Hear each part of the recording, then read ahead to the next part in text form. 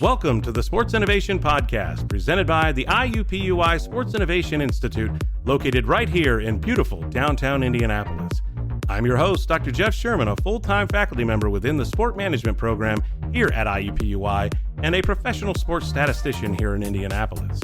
The Sports Innovation Podcast is designed to highlight innovative practitioners and scholars throughout sport and education to learn new and thought-provoking ways to improve our industry together. Thank you for listening to the Sports Innovation Podcast.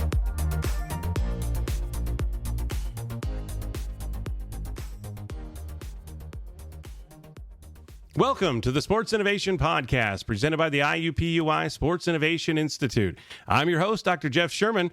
Joining me here today, I've got a star-studded lineup here today, so I'm looking forward to this one, is Dr. Wade Gilbert. He's a professor in the Department of Kinesiology at Fresno State University.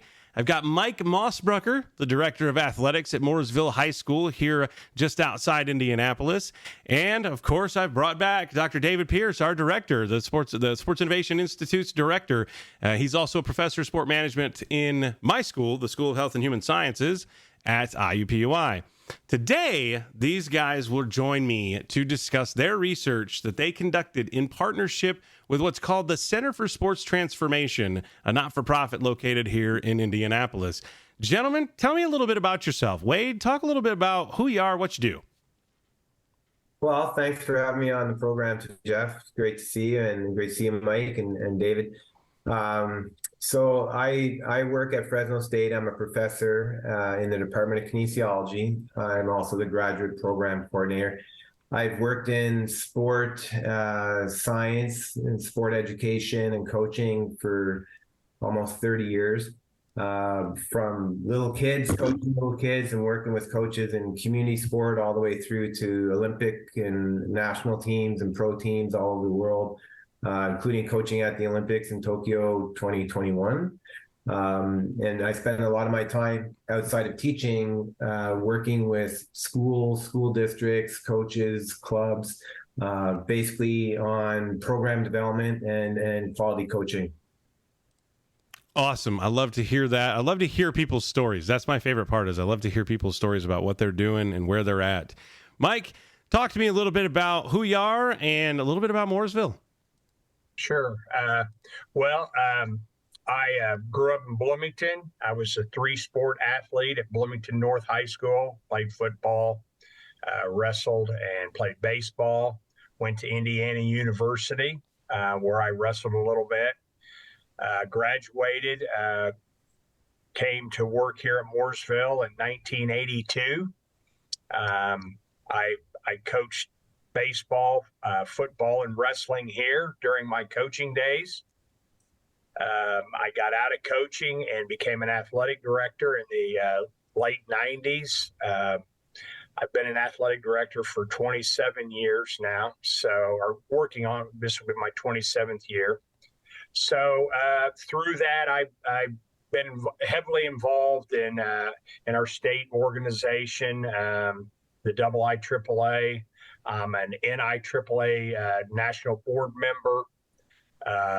I've done a lot of work with the IHSAA in many capacities. We host a lot of IHSA events.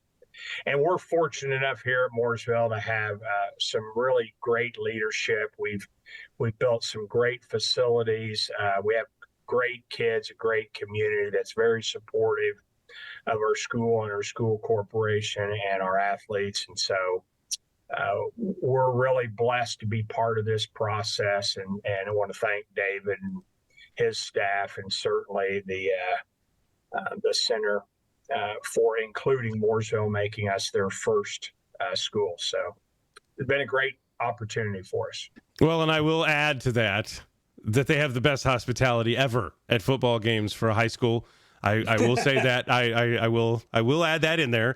Dave, you want to tell me a little bit about yourself? Yep. So thanks for having me back on, Jeff. I'm the director of the Sports Innovation Institute here at IUPUI. And in that role, I get to work with all kinds of different organizations and also with students solving thorny, complex problems in sport and getting to innovate in those spaces. And certainly anyone that's spent any time in youth sports knows if you just turn your head a little bit one direction or the other, you're going to bump into a problem that needs to be solved in youth sports. So this has really provided a creative outlet, working with the Center for Sports Transformation to, I think, do some really impactful things to improve families, parents, and kids' experiences participating in what is such an important activity in youth sports. Well, that was a lot, Dave. That was a lot more than I was anticipating. That's awesome, though. So what we're talking about today is a research study that they conducted that Wade and Dave and Mike and a few other people from across Indianapolis as part of the CST, they worked on this research project. And I'm going to start with you, Wade, real quick. Actually, it doesn't have to be real quick. You can go on and on if you'd like. I'm going to go real quick. So Dave was just saying that the research was sparked by a problem in youth sports, right? So a couple of pieces to this question. What is that problem, right? What have you centralized as the problem? And why is it important that sport leaders attempt to solve it? Sure. Thanks, Jeff. So maybe just off the top, I'll say, I wouldn't really think of the Mooresville experience as a research project. We do applied research. We want to be evidence-based. We want to make informed decisions, evidence-based decisions. So really what we're doing with Mooresville is it's a collaborative, it's a partnership. You could maybe call it an applied research partnership, but I see it more as a community partnership. We're all working together to try and figure out ways to make this a better experience for everyone involved in sport. And so there is a research component to it, but it's to me, it's much bigger than a research project. So we've all collectively had experiences, and I'm sure anyone listening to this will have had some experience with youth sport. And I would, having been involved in it my entire life, basically I got a picture of my dad and I on the driving range. My dad was really into golf. I think I was 2, standing between his legs and he's holding the driver and I'm trying to, so everyone, I can't think of any other experience in, North American society, let's say, in the US, that has been shared by virtually everyone. Everyone has had some exposure or experience in youth sport, whether that's as a participant, a parent, a grandparent, a relative watching, an official, an administrator, on and on and on. So I would think more so than probably any other activity across American society, youth sport is a common space that everyone passes through at some point. And so it has this tremendous potential to be a real unifier, a real, even like, I think much broader than building a great baseball player or an MBA, someone wants to go to college and get a scholarship or whatever it might be. This is an experience. This is how we're approaching it. This is a common, potentially unifying experience within and across communities across the nation. So if we can get this right and make it a quality experience that brings people together, people enjoy it, people, feel more confident and a sense of belonging to their community. And this could be a real game changer, for our society. And it hasn't, I don't think we've ever gotten it right, to be honest with you. So if you look at the evolution of sport and organized youth sport, it's a fairly recent phenomenon. And especially in the form that we see now with elite clubs and travel club. I was just in Anaheim last week for a big high school water polo tournament, and I was staying at an Embassy Suites. See if we can get a sponsorship deal here. Embassy Suites, and it was all tournaments, right? So the whole hotel was filled. You go down for breakfast, everybody's got either a basketball camp shirt, a softball uniform on, going to a water polo game. So this entire complex is filled with families, and the reason they're there is sport, youth sport. And unfortunately, what we see is, I also noticed that 90% of the kids wearing these t-shirts had some version of elite written across their shirt, right? Elite camp, star camp, select camp. And so this activity that was originally designed to be integrated into schools, right? So as part of the school curriculum, as developing healthy young people, well-rounded people, physical, mental, social, emotional, has been hijacked in some sense by for-profit interests to essentially use kids and use sport as a way to make a lot of money. And I'm not against making money and for-profit enterprises, and that's fine. But unfortunately, it's really turned into, well, by some estimates, I think Time Magazine did a report on this a couple of years ago. The youth sport industry is the largest sport industry in the United States. Its valuation is greater than the NFL. So we're talking $20 billion as an estimate, right? So it's big business. So this activity that was initially designed for kids, for development, holistic development, physical and health, and open access, and originally you saw a lot of this in schools and community rec programs and things like that, right? And kids playing locally.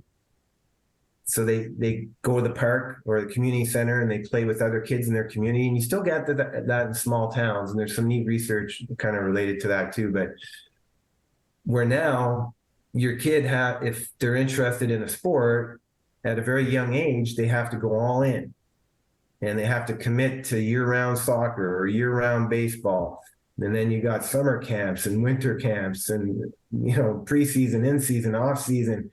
So our kids at a very young age get pulled into this system that's driven by for-profit groups and clubs that need parents to continue to write checks year-round, even though it's not healthy for our kids, we know this, to play year-round baseball.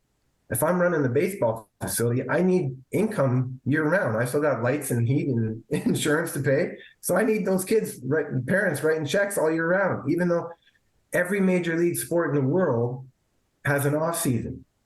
We don't have an off season for kids in youth sport. So part of what we see, there's it's a complex issue, but what we're seeing is families getting pulled into this system and parents wanting to do what they feel is best for their kids. They want their kids to have opportunities. They want their kids to have potential chances to, make a varsity team in high school. If you want to play varsity high school in most large schools, you got to be playing year round and on club teams just to make your high school team. So there's this pressure on families to kind of keep up. And unfortunately, a lot of families get priced out. For a lot of sports now, it's not uncommon. I coached ice hockey for a long time here. My son played ice hockey, and my kids are playing water polo now. And I've coached soccer and baseball, and so I've seen it from all different angles. It's not uncommon to spend $10,000 to $15,000, maybe $20,000 if your kid's year-round in soccer or water polo or hockey. And then if you have 3 or 4 kids in your family, and you're doing that for 8 to 10 years, do the math, right? So a lot of families get priced out, and kids don't have the opportunity to play. And our community groups, unfortunately, like the rec sport in the communities, a lot of that's fallen away in many cases. So then these kids have no opportunity to continue to play in sport. And then now they can't they can't play at school because they can't make their teams. A lot of the, teams have limited rosters, and you got high schools of, 1,500, 2,000 kids, and you got one varsity team. So it's hard for those kids to stay involved. So we're losing a lot of kids. And naturally, kids around 14, 15, 16, they're going to find their voice, and they're going to self-select. Maybe a kid likes music more than soccer. That's great. It's fine. But unfortunately, we've created a system that is excluding a lot of kids that would love to keep playing, and a lot of families that would love to see their kids still involved. And that fractures communities, because now those families that used to see each other on Saturdays or go to events together, it's not just the kid quitting, the family quits, right? So you lose your social connection, not only to their friends, but to your community through sport. So youth sport has a tremendous potential to be a great unifier and a very healthy experience, not just for a kid learning to become a better soccer player, but for families and communities. And unfortunately, we have the system now that's unregulated. So we could go start a soccer league tomorrow if we want. I mean, there's the Wild West. And a lot of kids and a lot of families are getting left behind. So I want you to expand on something here. So you're talking about the kind of the club model versus the community model. And this research is, or as you call it, a collaborative effort, right? Collaborative effort for change, right? So I like that. So you're trying to accomplish this, and what is it that you're trying to, I guess, change, right? You mentioned the fact that the system is the main issue. That's the problem, right? The way the system is set up. But how are you trying to do that without revamping the system? Does that make sense? Yeah. And David and Mike will speak to this directly too, but it's not an either or.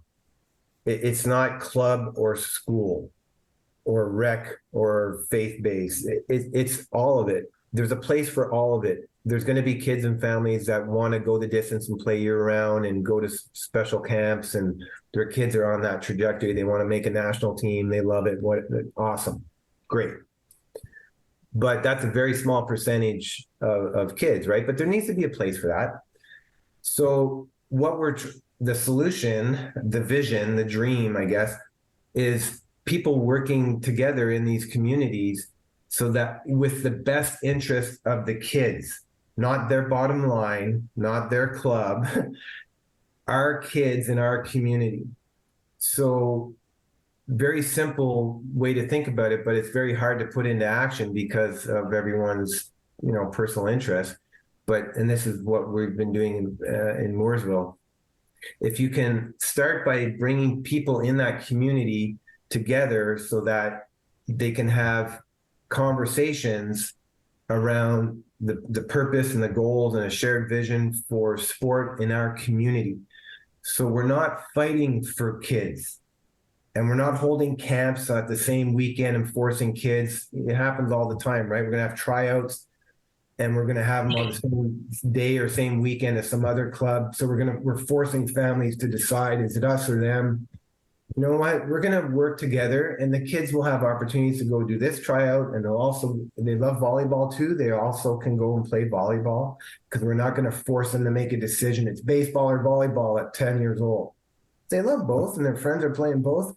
Let's work together as a community so we can at least make an effort to create a community sport system that has space and a place for all our kids to really develop and have opportunity, and for us to work together and to share. So for example, very simple example, even coaches in the same club or same league, they rarely will talk to each other to share. Sometimes they do, but often they view each other as opponents, right? And they don't necessarily work together. So for example, in a baseball league, if there's a coach on one club and one team who is a former, very good pitcher, a former high-level pitcher, played in college or something. So the kids who play for that coach are going to probably get a lot of pretty good instruction on pitching. But the rest of the kids in the league, maybe it's volunteer moms and dads helping. They're doing the best they can, but they don't have that expertise. Why shouldn't every kid, if it's really about our kids and building our kids, why couldn't we have a couple of joint sessions where that expert pitching coach can go around and give a few sessions to the other kids Yeah, that means those kids are going to get better too, and maybe they beat my team on Saturday. But who cares? It's about developing the kids. But unfortunately, in a lot of cases, we separate, we isolate. The only thing we measure, that old saying, what gets measured matters. In many cases, the only thing we measure is the score. That's the only thing that goes up on the website. You got schedule and score, right? And stats. Nothing wrong with stats, Jeff. But that's what we measure. So, of course, that's what people are going to focus on. So there's a lot of different ways we could work at this, but the overriding kind of vision is to get these people communicating, speaking with each other, working with each other, so that we have a community system of sport that is conducive for our kids and our families to have as many opportunities as possible to participate in sport.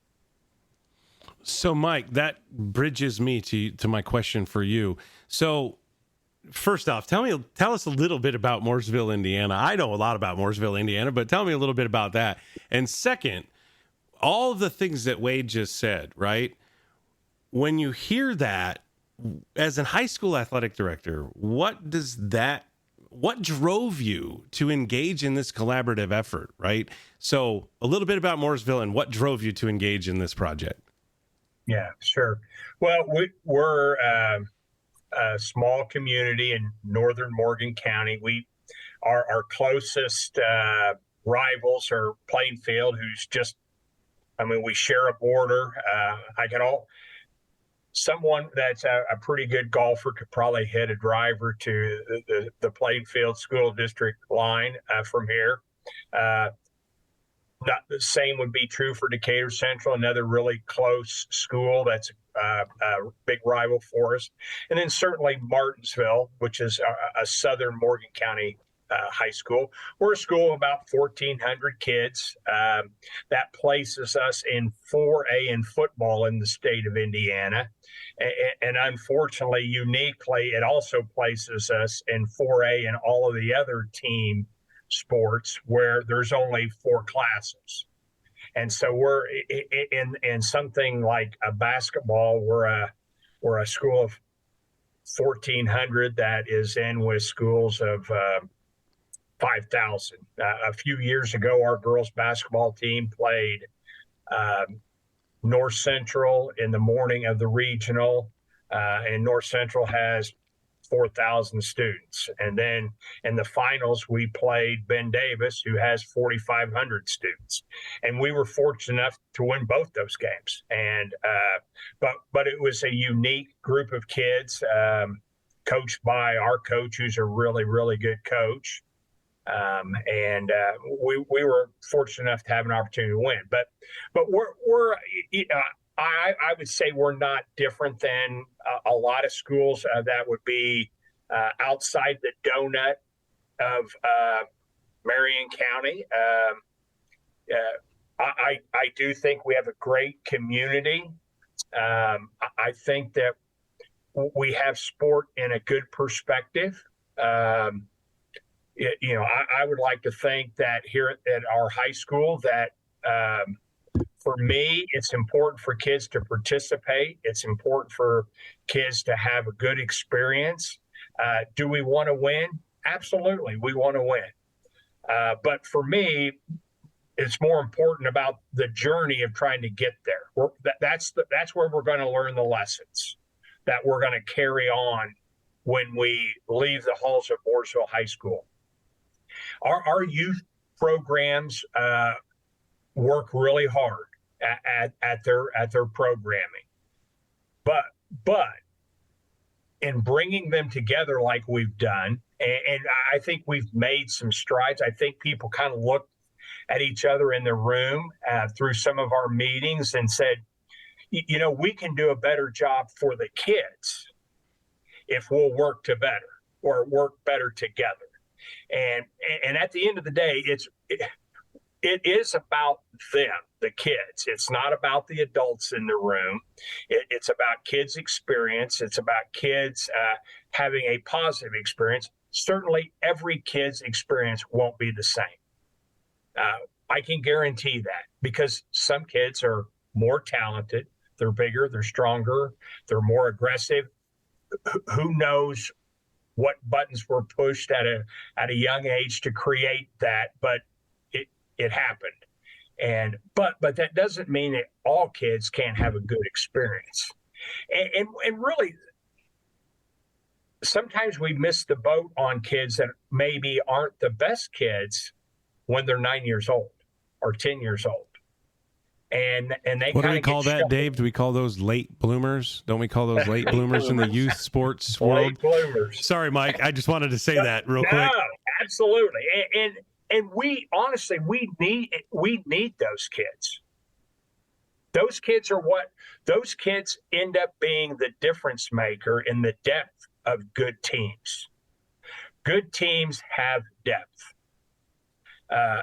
You can't win a baseball game with just 9 guys. You can't win a football game with 11. You can't win a basketball game with 5. You need depth. You need guys to practice against. You need guys that are going to be able to come in games and make big plays. You're going to have kids that get hurt. They're going to have to be replaced. You need depth. And that's an everyday process. I tell our coaches here at Mooresville High School, I want all of our kids to feel coached every day.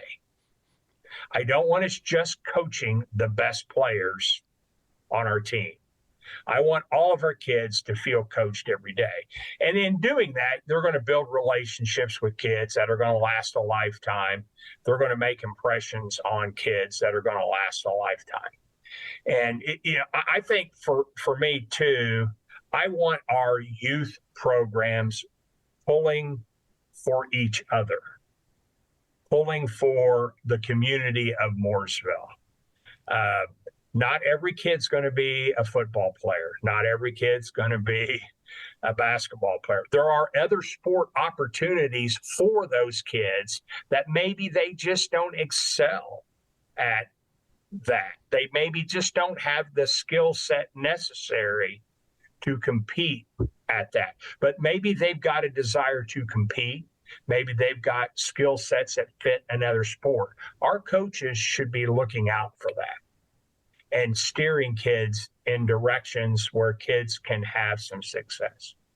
And so, you overused term, we're one team.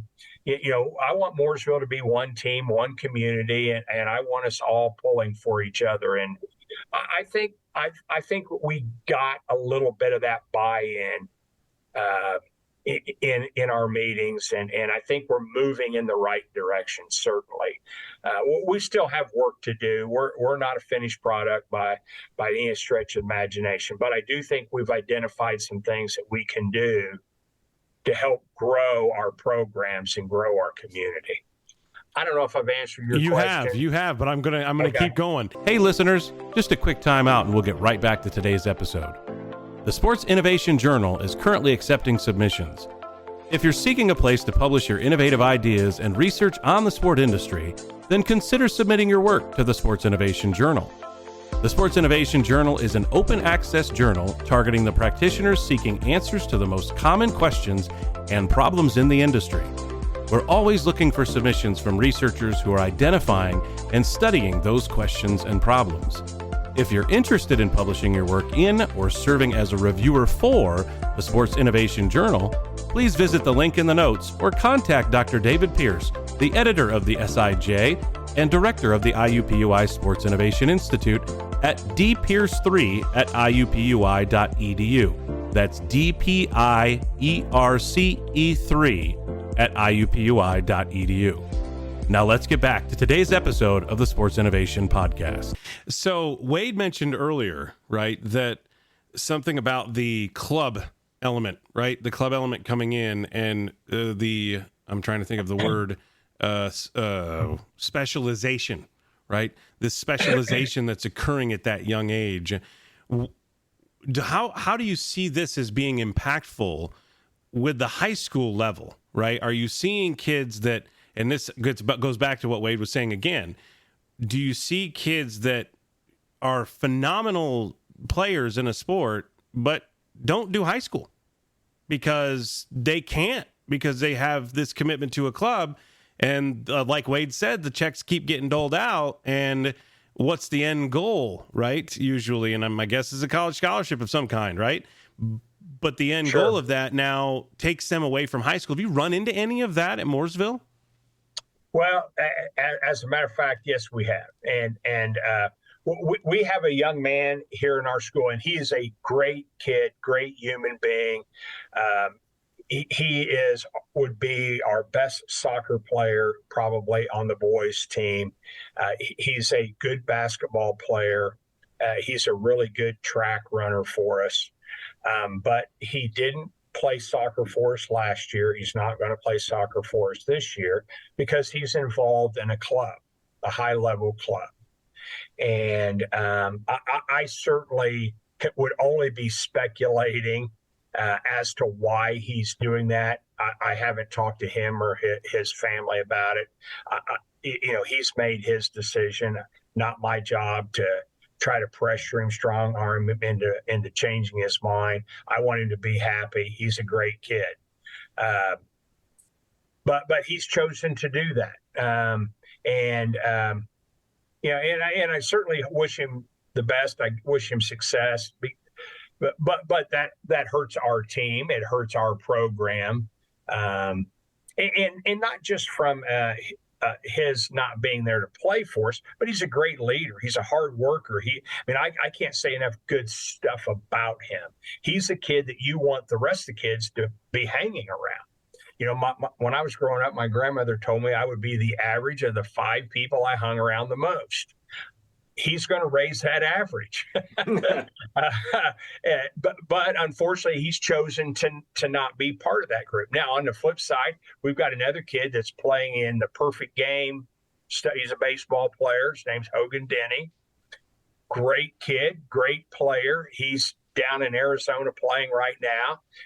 Fortunately for us, he's played 3 sports up to this year. He's a football player and a basketball player as well. He's one of the best competitors that's ever walked the halls of Mooresville High School.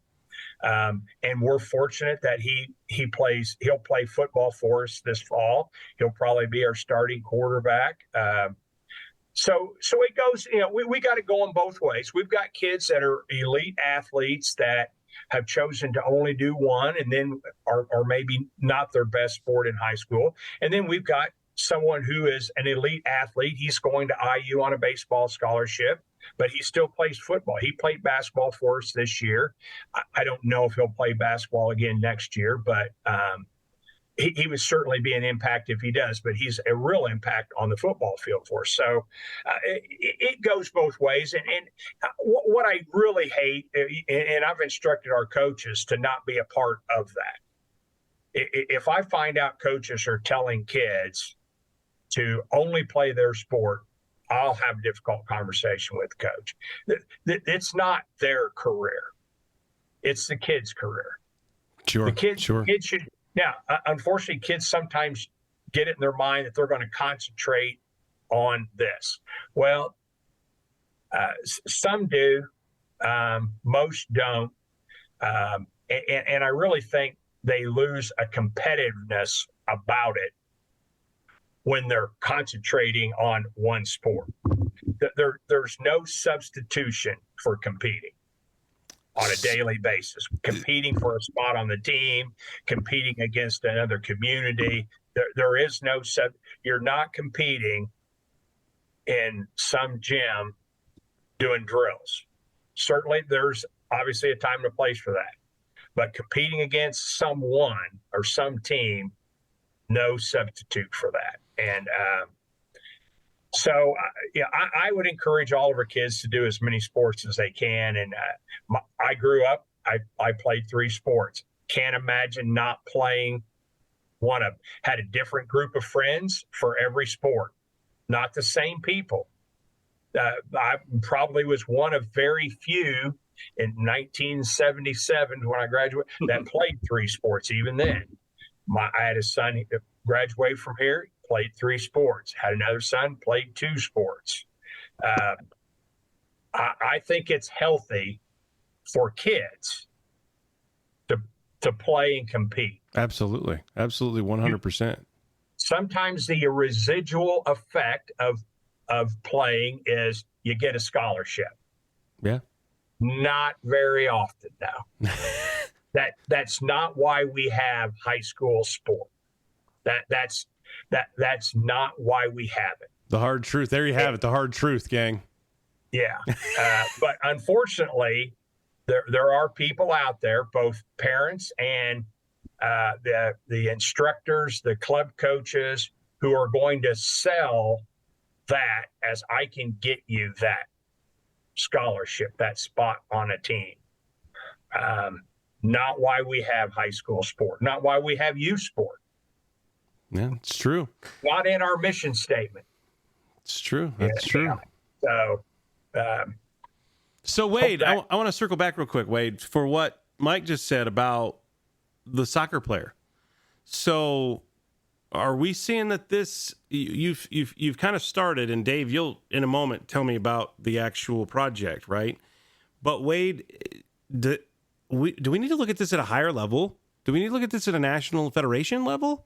Because the sport he spoke about is the one that everyone has spoken about for however long, right? It being, well, we have to pull them out of the high school and get them doing club, right? And it doesn't seem to be the same case with other sports.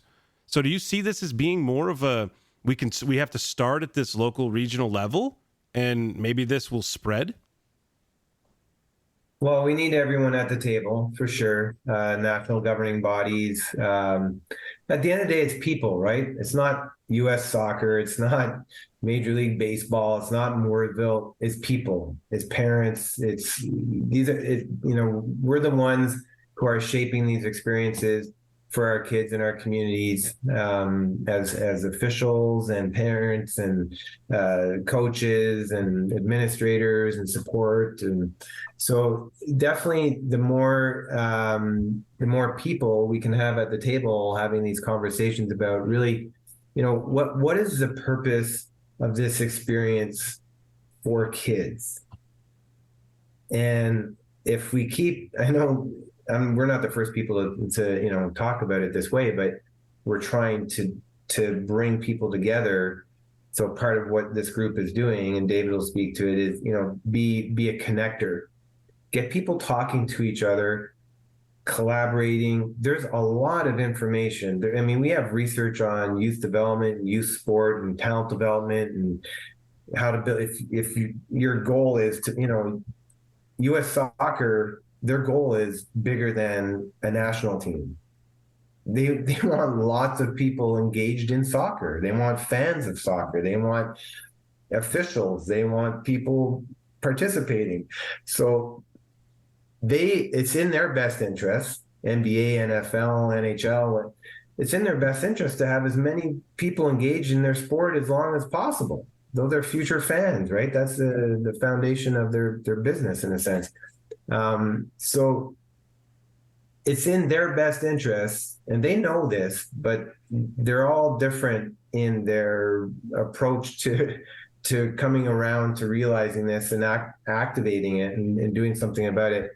They know that they need to have healthy youth sport experiences and as many kids and families as possible engage in those experiences as long as possible. So, but that's another podcast if you want to go deep on talent development. And, if the stream is, we need to build a great Olympic team or a national team, what's the best path for that? And that's a bit of a different conversation. I think our focus with this group and the work that we're doing is as many kids involved in as many different activities as long as possible. Yeah, I was kind of looking for that answer a little bit because I kind of figured that, but I just found it fascinating that the one sport that Mike brought up was the one that people have talked about for years, right? As being the one where, well, all of a sudden the top soccer player in the town is no longer playing for that town's high school because he's now all of a sudden doing something, or she's doing something out with a club, and it's national level. I'll share this one little piece of research, Jeff, with you. So it's a misconception that early specialization increases your chances of becoming an elite athlete or being great at something. We have research in sport across sports around the world, but we also see it in, there was a great book that came out not too long ago called Range. David Epstein wrote this book and kind of took it to the masses, but it's the age of the generalist. So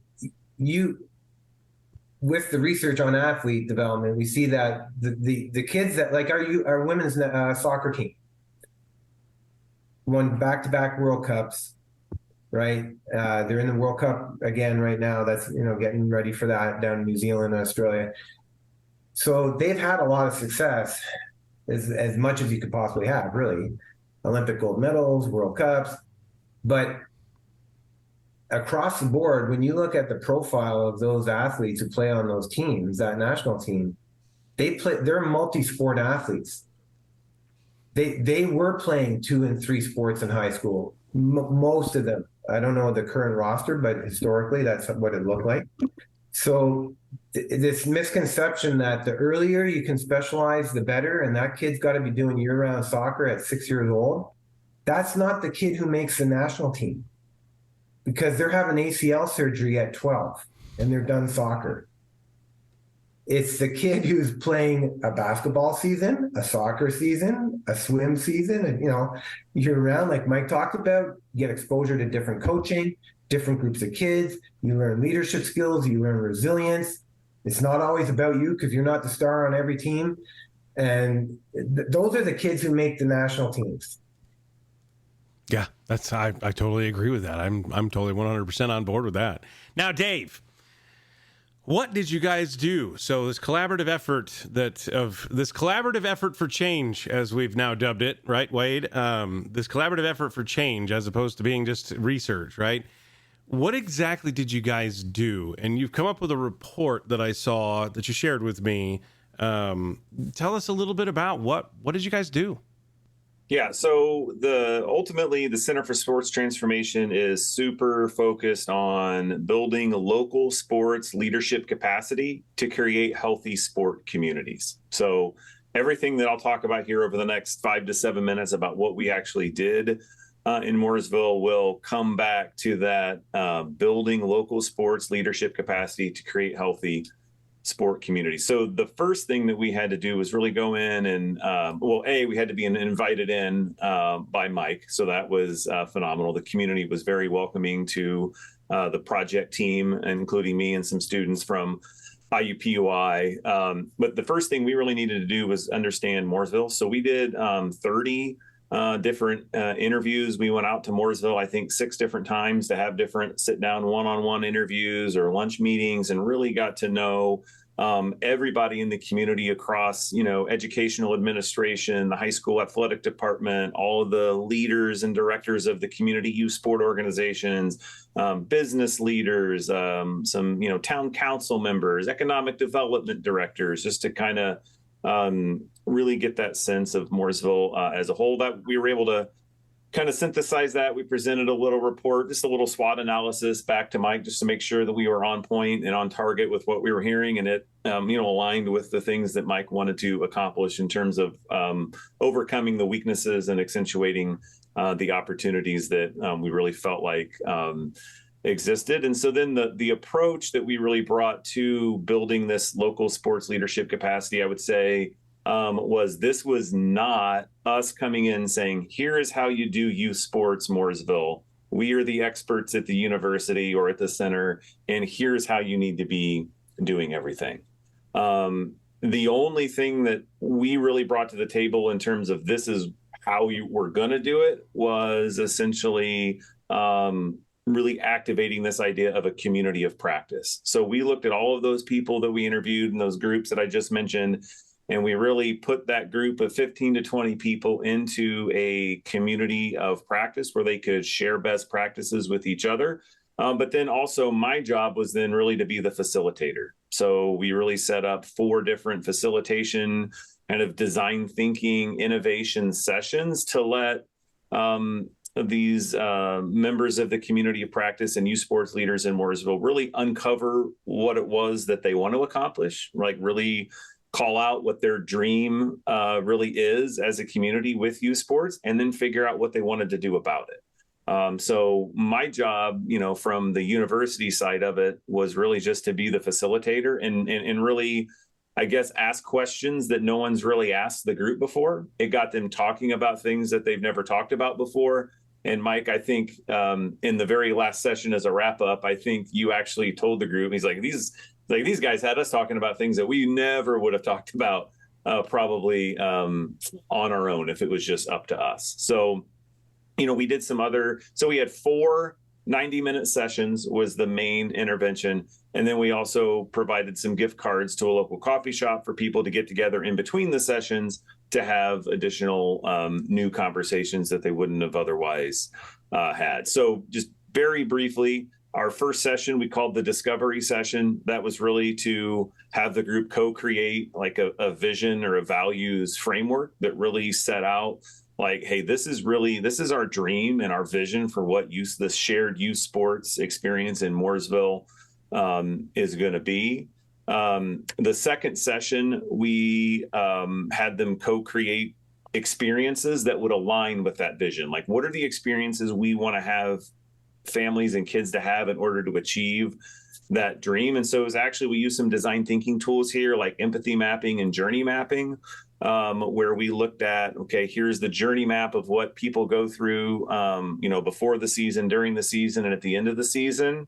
And then essentially asking the community of practice, how do we want people to feel? How do we want athletes, parents, coaches, sports directors, how do we want people to feel in those moments? And so we actually have this really cool, like 4x8 grid or whatever of all these different moments, and how, if we were to empathize with the perfect moment, like what would that look like? And then once we had those called out, we were really able to move into session 3, where we were able to frame up 6 kind of focus areas of what we call how might we questions in design thinking. So like one, thing that we had uncovered through these first 2 meetings was that there were challenges in, awareness about registration or that a sport existed. So we had questions like, how might we reimagine how we get the word out to ensure all families feel informed with timely and accurate information on youth sports in Mooresville?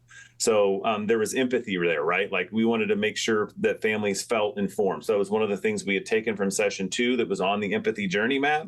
We want people to feel informed. So we translated that down into a how might we question. And then that third session, we had 6 different areas. It was like awareness, collaboration and alignment, welcoming, increasing participation, athlete development, and then coaching.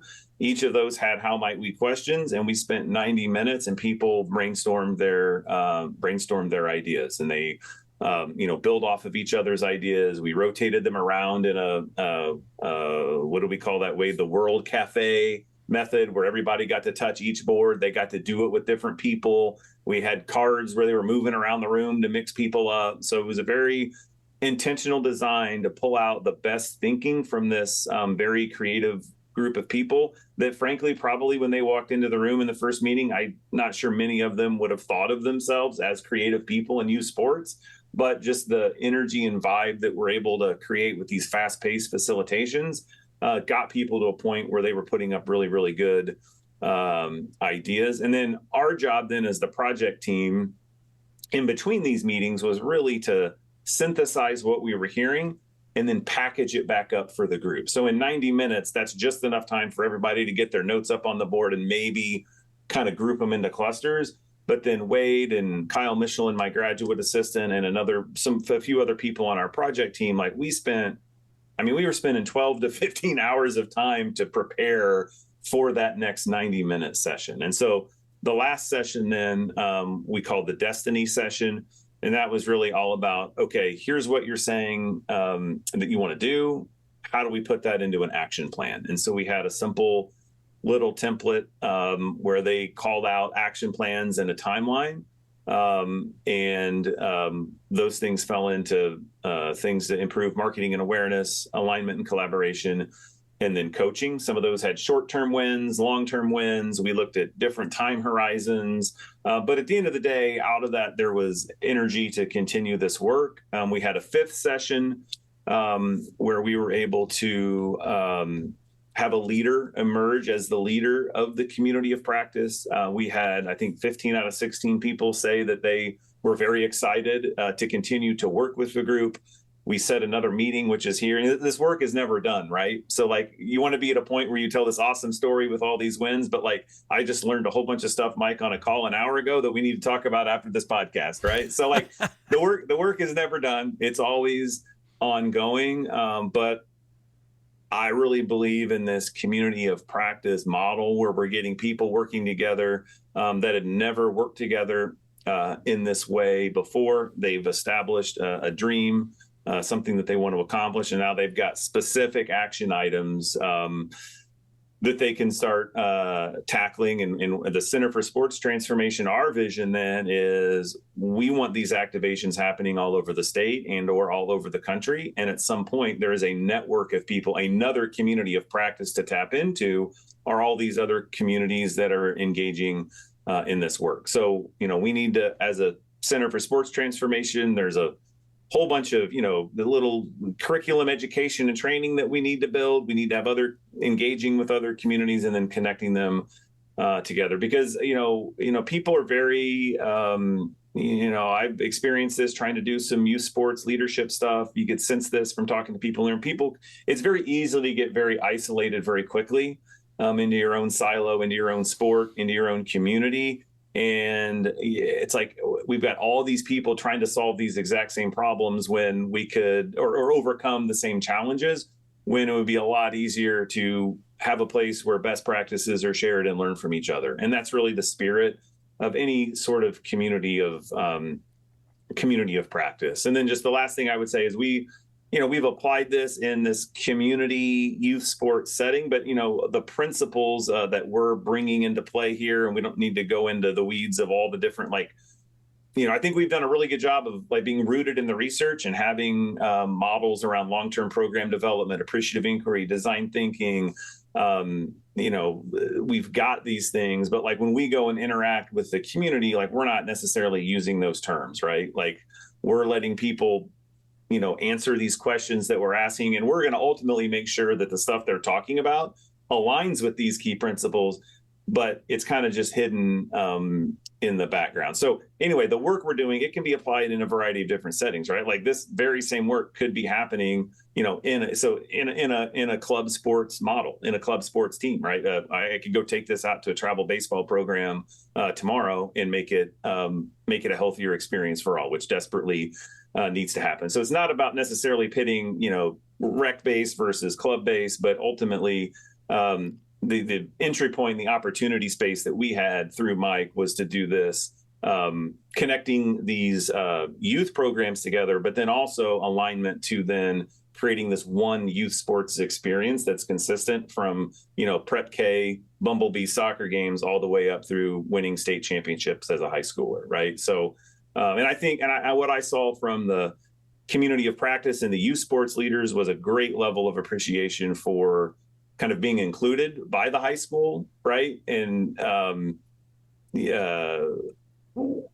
level of, effort and engagement that Mike and his team was willing to, put down into the youth sports. And we were there to kind of, bridge the gap and run the facilitation. So I think as a professor, it's great to do this kind of stuff in the classroom. I love it. But really getting to go out and do it in the real world with real people, in a real world environment was just really neat, and hopefully have an opportunity to do some more of it.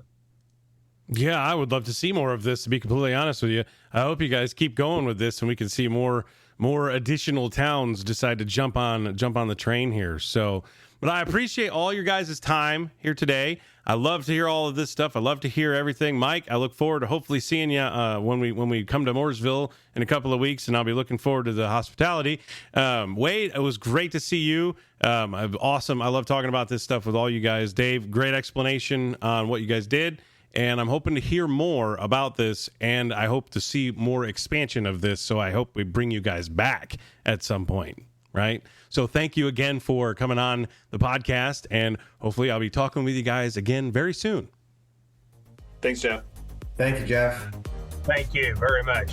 You've been listening to the Sports Innovation Podcast presented by the IUPUI Sports Innovation Institute. You can check out the research conducted by the SII, get more information on the Sports Innovation Journal, and check out the research conducted by some of our students and much, much more by going to our website at sii.iupui.edu. Subscribe for the latest episodes, and thank you for listening to the Sports Innovation Podcast.